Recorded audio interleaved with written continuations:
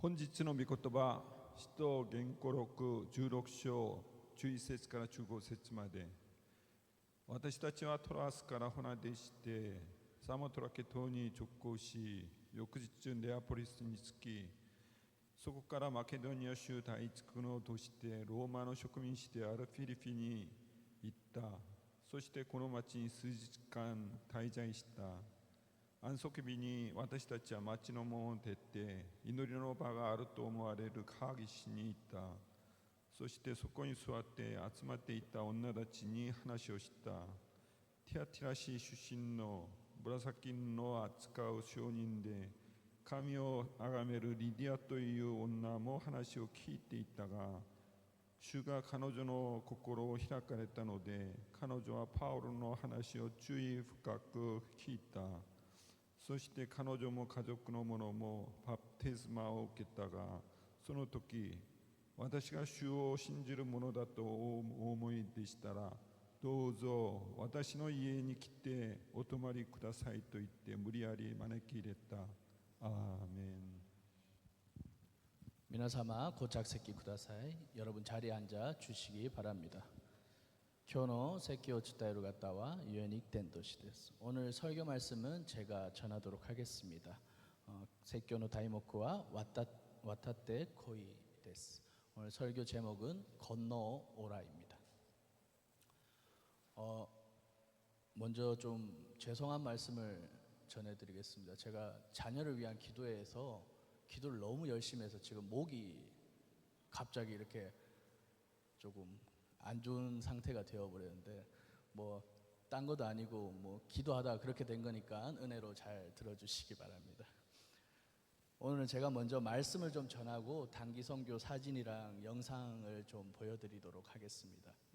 바울은 2차 전도 여행을 에베소 지역으로 가려고 했는데 성령님께서 그것을 막으셨습니다.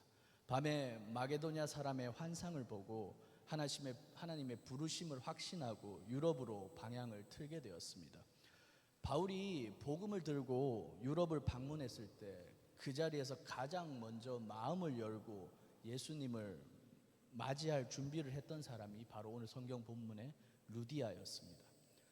루디아는 유럽 선교의 첫 시작점이기도 했지만 성경 안에서 굉장히 대단한 사람으로 이렇게 묘사가 좀 되고 있습니다. 루디아는 14절에 보면 두아디라시에 있는 자색 옷감 장사라고 쓰고 있습니다. 두아디라는 지금으로 치면 터키입니다. 터키 출신의 여성이 지금 빌립보에 와서 장사를 하던 중에 바울을 만나게 된 것입니다. 그리고 그녀는 자색 옷감 장수였다고 성경은 쓰고 있는데, 당시의 자색 옷감은 매우 비싼 고급 직물로서 귀족이나 부자들만 사용하는 그런 사치품의 일종이었습니다.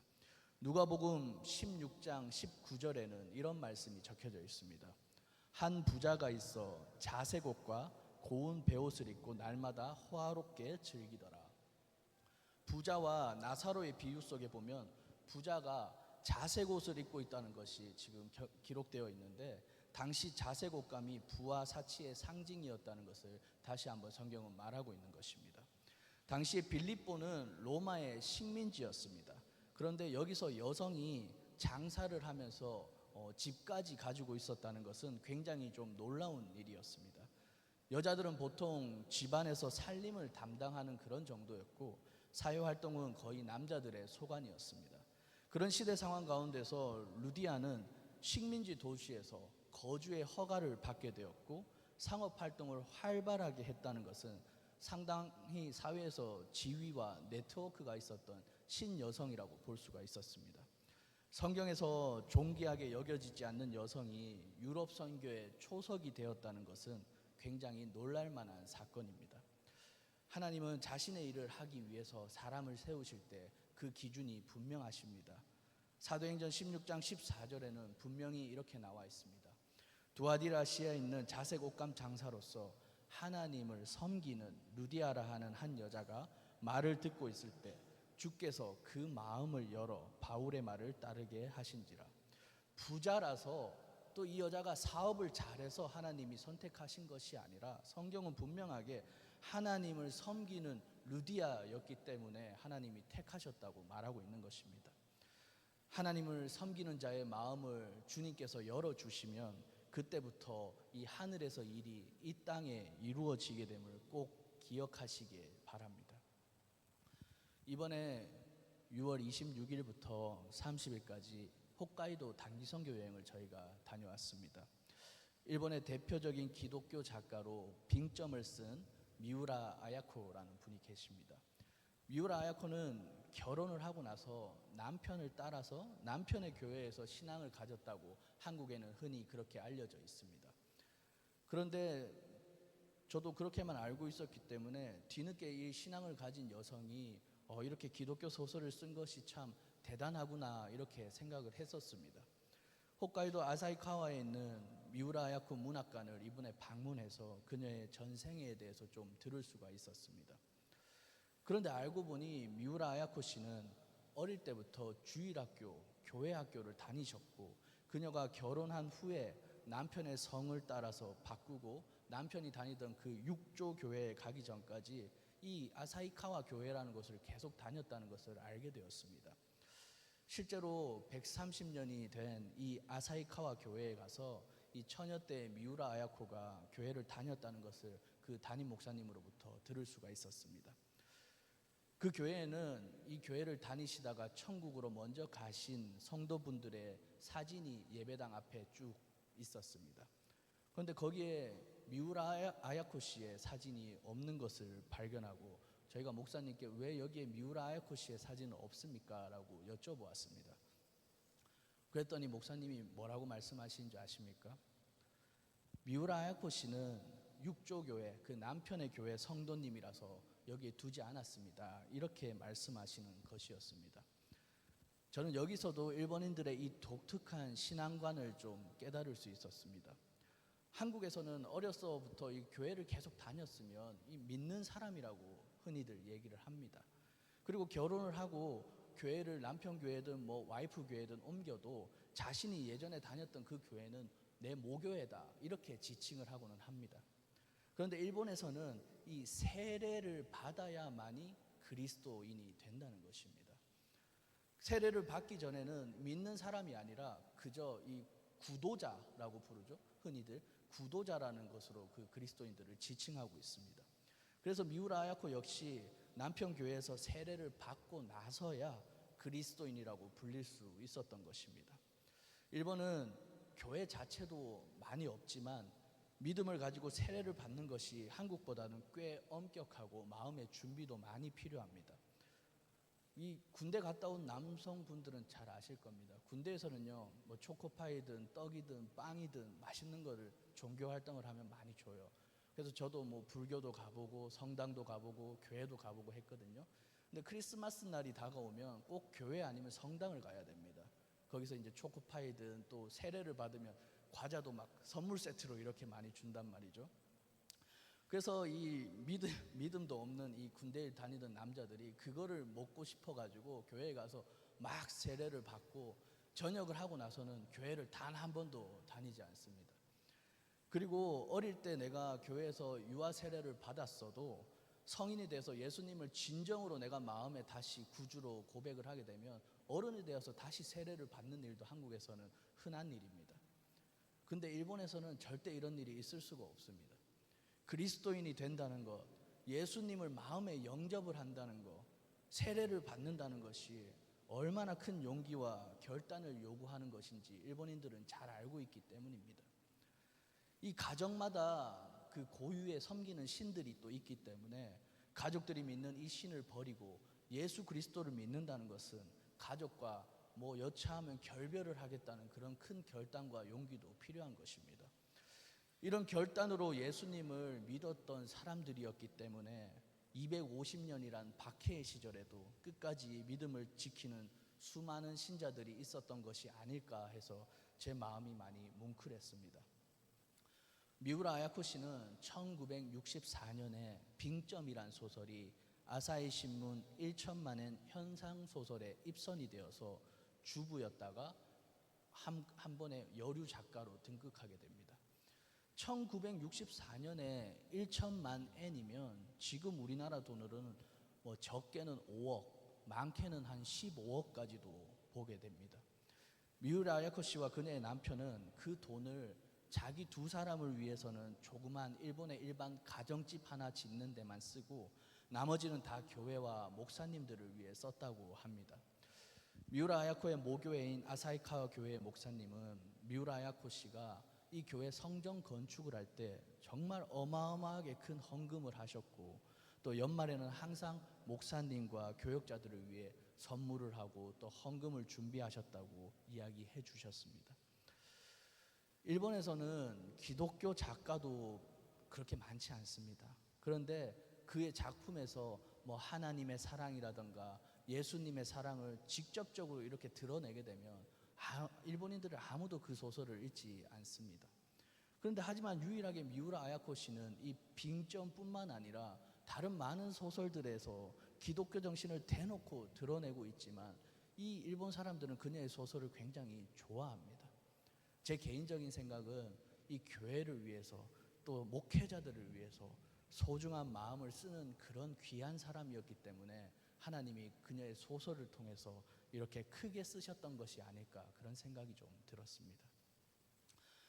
이번에 저희는 주일 예배를 드렸던 피스 커뮤니티 처치 사다이케 히로키 목사님이 계셨고 또 신효운 우리가 파송했던 선교사님이 함께 섬기고 계신 교회에서 주일 예배를 드렸습니다.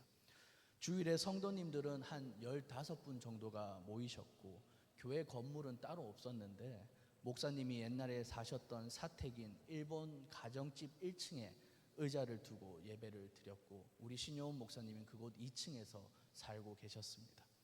선교사님들이 일본에 가게 되면 가장 먼저 이 주위 분들을 모아서 한국어 교실을 열게 됩니다. 그래서 한국어를 알려드리면서 복음을 같이 전하게 되는 것이죠. 요즘은 한국이 K-팝이라든가 K-드라마 이런 것들이 전 세계적으로 굉장히 유행을 하고 있기 때문에 이 일본인 분들도 한국인들이 오시면 굉장히 좋아하고 또 한국 드라마에 나온 그 음식들도 뭐 떡볶이, 순대 뭐 이런 한식들을 굉장히 먹고 싶어 한다고 합니다. 그래서 저희는 매번 교회에 한국어를 배우러 오시는 믿지 않은 분들을 조금이라도 더 전도를 하기 위해서 음식을 직접 만들어서 손수 대접하는 사역을 하고 있습니다. 이번에는 저희 선교팀이 30분 정도가 가셨고요. 또 한국어를 배우러 오시는 일본인들이 한 30분 정도 되시고 목사님 가정 포함하면 한 10분 정도 되셔서 70인분의 음식을 조리 도구도 많이 없는 그곳에서 하려니 너무 힘들었는데 우리 함께 가셨던 주부 9단 권사님들 한 8분들이 정말 많은 수고를 해주셨습니다.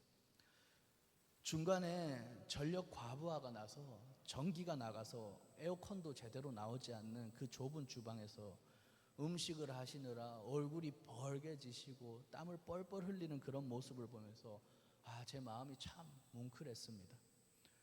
누군가 믿지 않는 사람들이 그런 우리의 모습을 보면 저게 뭐 하는 짓이야 이렇게 말할 수도 있습니다. 자기 돈을 사비를 털어서 와가지고 주방에서 저 좁은 주방에서 잡채, 불고기, 샐러드, 파전 음식을 막 70인분 넘게 집에서도 안 하는 음식을 거기 와서 70인 분 넘게 하고 있다고 그렇게 조리하고 나가 일본 다녀왔다 하면 아는 사람들이 다 어이구 바보야 이렇게 얘기할 수도 있습니다. 일본에 가서 맛있는 것도 좀 먹고 돈키호테 가서 쇼핑도 좀 하고 온천 여행이나 하고 올 것이지 왜 사서 고생을 하냐고 그렇게 누군가는 말을 할 수도 있습니다. 미리 전날 밤에 늦게 선교 일정을 끝마치고도 피곤한 몸을 이끌고 12시까지 그 음식 준비를 하시고 다음날 또 일찍 가셔서 몇 시간을 음식 준비를 하신 모습을 보고 있으니 참 너무 대단하다라는 생각이 제 마음에 들었습니다. 제가 준비하는 주방에 들어가서 권사님들 수고하십니다라고 인사를 드렸더니 그 권사님들 땀에 쪄든 권사님들 눈에는 정말 행복함이 있었습니다. 그때 저는 좀 느꼈습니다. 하나님이 우리 권사님들 마음 안에 섬기는 마음을 미리 부어주셨구나라고 말입니다. 일본 분들 역시 너무 맛있게 우리가 대접한 음식을 먹어주셨고 집에 계신 가족들을 위해 음식을 한껏 싸서 드렸습니다. 음식 한 번으로 그 많은 일본인들이 다 전도되지는 않을 것입니다. 그런 기적 같은 일들이 우리 교회를 통해 일어나면 좋겠지만 제 경험상 쉽지 않다는 것을 누구보다 잘 알고 있습니다. 그러나 한 번, 두 번, 세 번 자꾸 찾아가고 그들의 친구가 되어주면 우리의 이 모습을 통해서 그들이 변화되고 그들의 삶이 바뀔 것이 분명합니다. 교회는 참 좋은 곳이구나. 교회에 다니는 사람들은 참 겸손하고 다른 사람들을 섬길 줄 아는 사람이구나 라는 것을 지속적으로 알려주고 그들에게 우리 얼굴을 보여준다면 그들이 마음을 열어 우리가 믿는 이 예수 그리스도를 같이 믿을 수 있을 거라고 저는 확신합니다. 사도행전 16장 14절에 이런 말씀이 적혀져 있습니다. 두아디아시에 있는 자색 옷감 장사로서 하나님을 섬기는 루디아라 하는 한 여자가 말을 듣고 있을 때 주께서 그 마음을 열어 바울의 말을 따르게 하신지라. 오늘 제가 여러분들께 많은 얘기를 드렸지만 이 시간 중요한 것은 단 하나뿐입니다. 이것만은 꼭 기억해 주시길 바랍니다. 주께서 루디아의 마음을 열어 바울의 말을 따르게 하신지라. 주님이 여러분의 마음을 열어주시기를 이 시간 간절히 소망합니다. 사람의 마음이라는 건요 결코 쉽게 열리지 않습니다. 무엇인가 강력한 계기가 있어야 합니다. 오늘 본문의 루디아는 어떻게 마음을 열어서 바울의 말을 따를 수 있었겠습니까? 아마 루디아가 본 이 사도 바울의 삶은 존경할 만했고 대단했기 때문이 아닐까라는 그런 생각이 듭니다. 그런 마음에 감명을 받은 루디아의 마음을 우리 주님께서 열어주셨던 것입니다. 피스 커뮤니티 처치에서 주일날 예배를 드리는데 찬양을 하기 위해 저희가 다 이렇게 모여 앉았습니다. 그런데 우연찮게 저는 목사님이 서 계신 바로 앞자리에 앉게 되었습니다. 예배 시작 전에 목사님이 서서 이렇게 기도를 하고 계시는데 우연찮게 목사님의 모습을 좀 제가 바라보게 되었습니다. 남자 목사님이셔서 와이셔츠에 반팔 와이셔츠에 넥타이를 매고 정장 바지를 입고 허리띠를 하고 계셨습니다. 그런데 제 눈에 들어온 것은 이 목사님의 허리띠가 얼마나 오래되었는지 가죽이 다 벗겨져서 밑에 부분이 하얗게 다 일어난 것을 보게 되었습니다. 그때부터 제가 좀 유심히 지켜봤더니 넥타이도 또 와이셔츠도 얼마나 오래되었는지 너덜너덜한 것을 그냥 입고 계셨습니다. 여러분, 일본에서 목회자들은 절대 부유한 사람들이 아닙니다.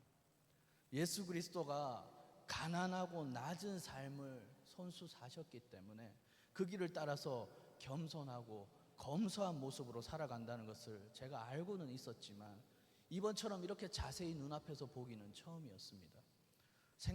생각해보니 이제까지 제가 일본에서 만난 목사님들 역시 비싼 정장을 입고 비싼 구두를 신고 화려한 모습을 하고 계신 분이 단 한 분도 없다는 것을 알게 되었습니다. 저는 참 많이 반성했습니다. 한국에서 너무 부유하게만 살고 있는 것은 아닐까? 가진 것에 만족하지 못하고 더 많은 것을 바라고 있는 것은 아닐까? 더 낮아지고 또 더 낮아져서 겸손히 무릎 꿇고 살아야 하는데 오히려 더 교만하게 고개를 들고 살고 있지는 않았는지 제 스스로를 굉장히 돌아보는 계기가 되었습니다. 우리 교회 역시 초심을 잃고 외형적으로 이렇게 많은 사람들이 모여서 부요해져 버려서 예수님이 계실 자리가 없어진 것은 아닐까 덜컥 겁이 나기도 했습니다. 여러분, 교회나 목회자가 꼭 가난해야만 한다는 것이 정답은 아닙니다.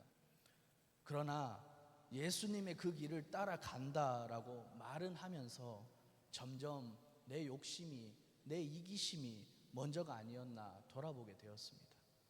하나님이 좀 더 저에게 겸손하라고, 좀 더 낮은 자리로 가서 섬기라고 이번 홋카이도에 저를 보내셨다는 것을 알게 되었습니다. 비천에 처할 줄도 알고 풍부에 처할 줄도 알고 궁핍에 처할 줄도 아는 일체의 비결을 배웠다는 바울의 고백이 저의 고백이 되기를 소망합니다. 정말 존경할 수 있는 그런 사역자, 말씀대로 사는 그런 사역자, 예수 그리스도 한 분만 붙들고 살아가는 그런 사역자가 제가 되기를 여러분들이 많이 기도해 주셔야 합니다.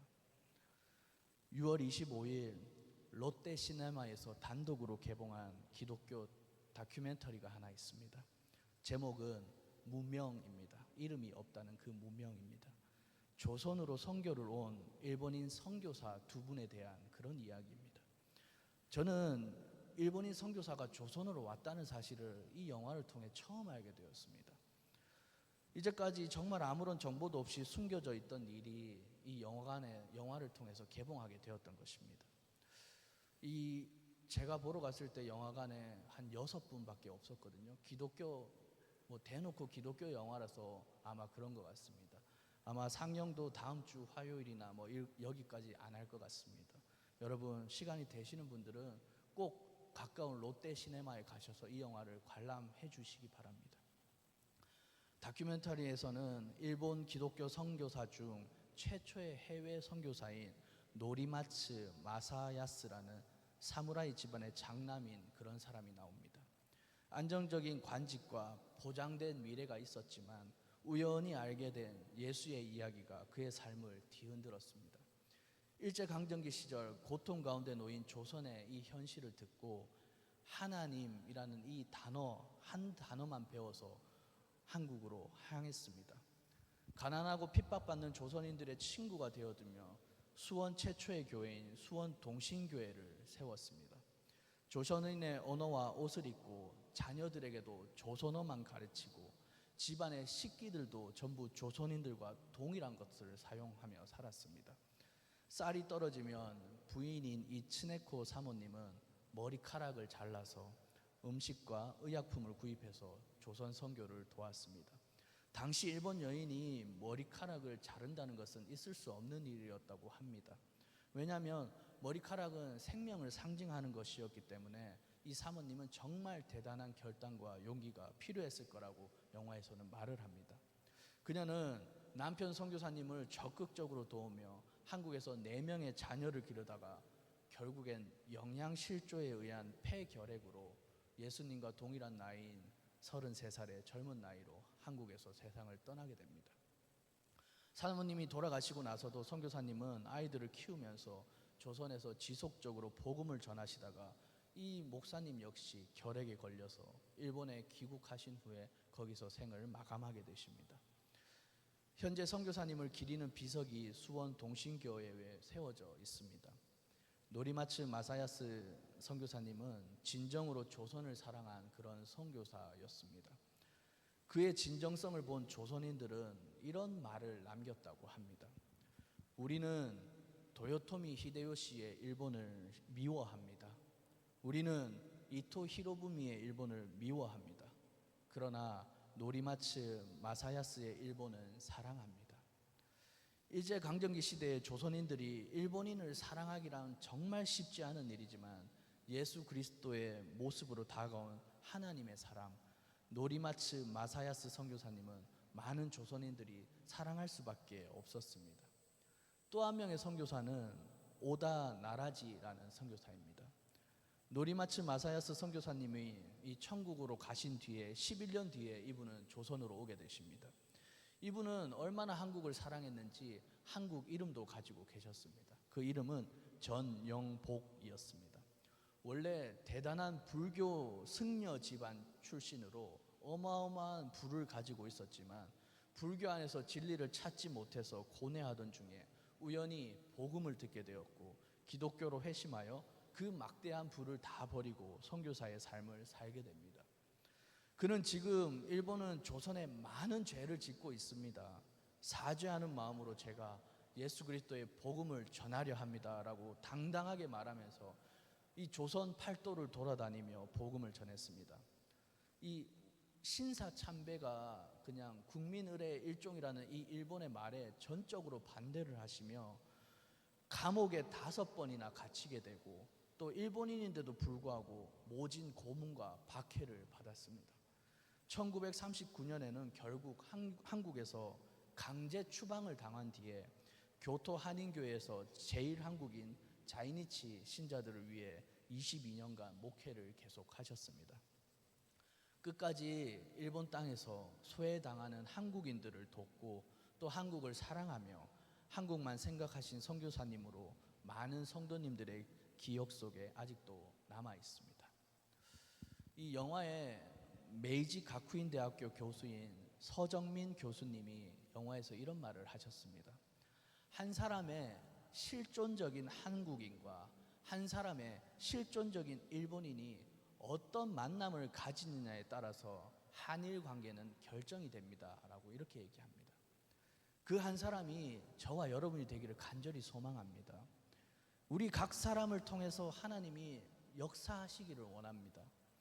이런 사람들이 10명이 되고 100명이 되고 1000명이 되고 10,000명이 된다면 분명 한국과 일본이 훨씬 더 가까워질 것이고 예수 그리스도 안에서 복음의 통로가 되어서 일본에 뿌려진 복음의 씨앗이 머지않아 열매 맺게 될 줄 믿습니다. 사도 바울은 마게도냐 사람 하나가 환상 중에 나타나서 건너와서 우리를 도우라 하는 음성을 듣고 순종하여 그 길을 떠납니다.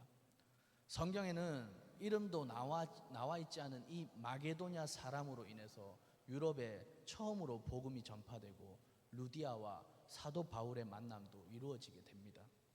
일본 땅에서 건너오라고 손짓하고 있는 그 부름에 응답하는 저와 여러분이 되기를 바랍니다. 여러분, 오늘은 맥주 감사주일입니다. 출애굽기 23장 16절에는 이런 말씀이 나와 있습니다. 맥주절을 지키라. 이는 내가 수고하여 밭에 뿌린 것의 첫 열매를 거둠이니라. 수장절을 지키라. 이는 내가 수고하여 이룬 것을 연말에 밭에서부터 거두어 저장함이니라. 여기서 맥주절은 맥주 감사주의를 뜻하고 수장절은 추수 감사주의를 뜻합니다. 추수 감사주일은 한 해 동안 주님이 내게 주신 모든 결과를 감사하는 그런 절기입니다. 맥주 감사주일이란 아직 눈에 보이는 확실한 결과가 없을지라도 부족하고 미완성의 상황에도 하나님을 신뢰함으로 미리 드리는 감사의 절기입니다. 감사주의라서 감사 헌금을 드리는 것도 중요하지만 그것보다 먼저 우리들 마음 안에 하나님이 베풀어 주신 크신 은혜를 미리 감사하는 그런 마음이 있어야 합니다. 우리를 일본 선교교회에 보내주신 하나님께 감사합시다. 하나님께서 저와 여러분을 오늘 이곳까지, 이 교회까지 인도해 주심에 감사합시다. 올해가 가기 전에 더 큰 은혜를 우리 각 사람에게 부어주실 하나님께 미리 감사합시다. 앞으로도 일본을 더 사랑하고 일본인들의 친구가 되어줄 수 있는 일본 선교교회 모든 가족들이 되시기를 제가 간절히 기도하도록 하겠습니다. 이 시간 기도하겠습니다. 사랑의 주님, 감사합니다. 건너오라는 주님의 음성에 순종하게 하시옵소서. 일본을 마음에 품고 일본인들의 친구가 되어주는 일본 선교교회가 되게 인도하여 주시옵소서. 선교를 통해 하나님의 마음을 품는 자가 늘어나게 하시고 우리에게 명령하신 선교의 사명을 잘 감당케 하실 줄 믿습니다. 국경을 넘어 모든 이들의 아버지가 되시는 예수님의 이름으로 기도드립니다. 아멘.